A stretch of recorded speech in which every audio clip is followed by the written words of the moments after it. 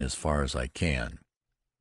And while Dr. Waller fell back and walked beside the aide-de-camp, gladly leaving to the post commander the burden of a trying explanation, the general, slowly pacing by the captain's side, gave ear to his story.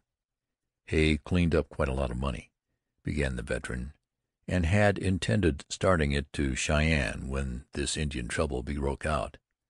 The courier reached us during the night, as you know, and the major ordered Ray to start at dawn and Field to go with him." "Why, I thought Field was post adjutant," interposed the general. "He was, but well, I beg you to let Major Webb give you his own reasons, General," faltered Dade, sorely embarrassed. "He decided that Field should go. He asked to go. I suppose it runs in the blood," said the general quickly, with a keen look from his blue-gray eyes. "I think not, sir. But you will see Webb within a few days, and he will tell you all about it.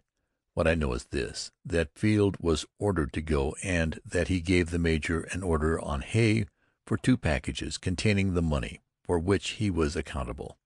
Field and Wilkins had had a falling out, and instead of putting the cash in the quartermaster's safe, Field kept it at Hay's. At guard mounting, Hay brought the package to the major, who opened both in presence of the officers of the day. Each package was supposed to contain $300 or $400. Neither contained 20. Some paper slips inserted between $5 bills made up the packages. Field was then far to the north and past conferring with. Hay was amazed and distressed. Said that someone must have duplicate keys of his safe as well as his stables. "Why the stables?" asked the chief, pausing at the gate and studying the troubled face of the honored soldier he well knew and so fully trusted. He was thinking, too, how this was not the first occasion that the loss of public money had been hidden for the time in just that way, slips inserted between good currency. "Because it transpires that some of his horses were out of that very night without his consent or ken.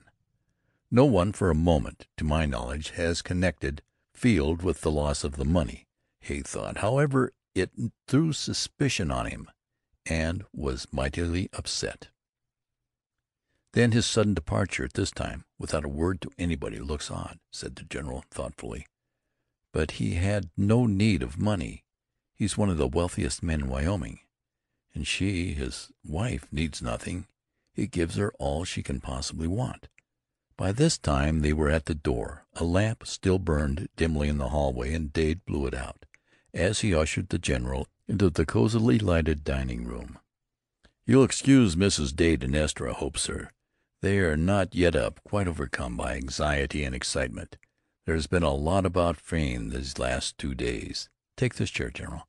Coffee will be served at once. No, sir, as you say, the Hays have no need of money. He and his wife, that is."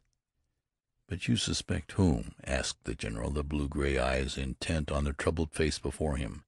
For Dade's very hesitancy told of some untold theory. The doctor and the aide had taken seats at the other end of the table, and dutifully engaged in low-toned conversation. "That is a hard question for me to answer, General," was the answer. "I have no right to suspect anybody. We had no time to complete the investigation. There are many hangers-on, you know, about Hay's store, and indeed his house. Then his household, too, has been increased, as perhaps you did not know. Mrs. Hay's niece, a very brilliant young woman, is visiting them, and she and Field rode quite frequently together." The general's face was a study. The keen eyes were reading Dade as a skilled physician would interpret the symptoms of a complicated case. "How old, and what is she like, Dade?" he asked. "The women can answer that better than I, sir. They say she must be 24. Mrs. Hay says 19.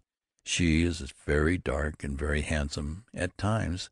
Most of our young men seem to think so. At least, she certainly rides and dances admirably, and Mr. Fields was constantly her partner." The general began to see light. Field was constantly with her, was he? "Riding by themselves, or with others when they went out?" he asked. "By themselves, sir."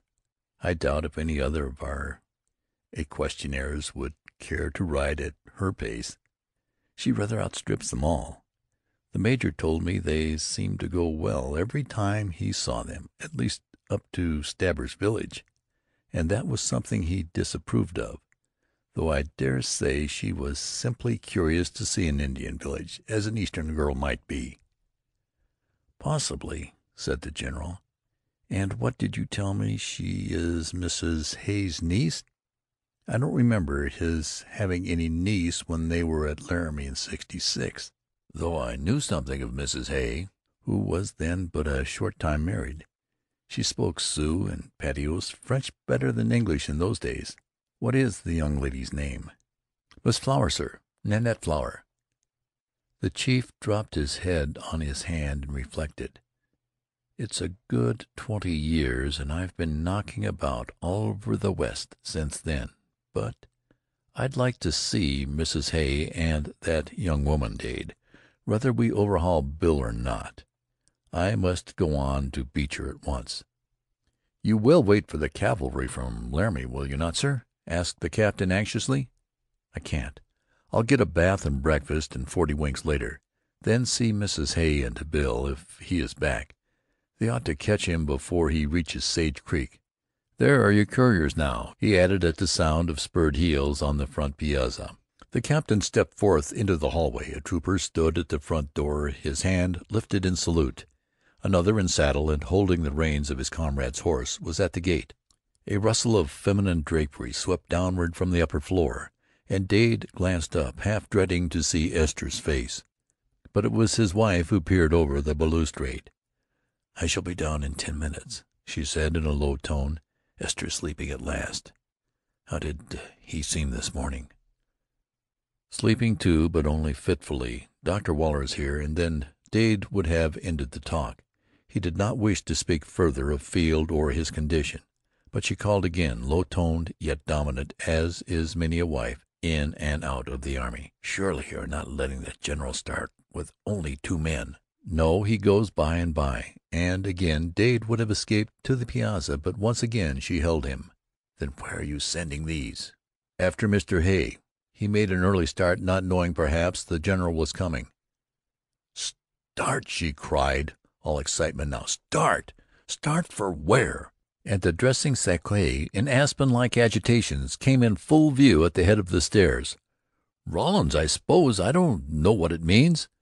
"But I do!" exclaimed his better half in emotion uncontrollable. "I do! It means that she has made him, that she has gone, too. I mean Nanette Flower." Chapter 14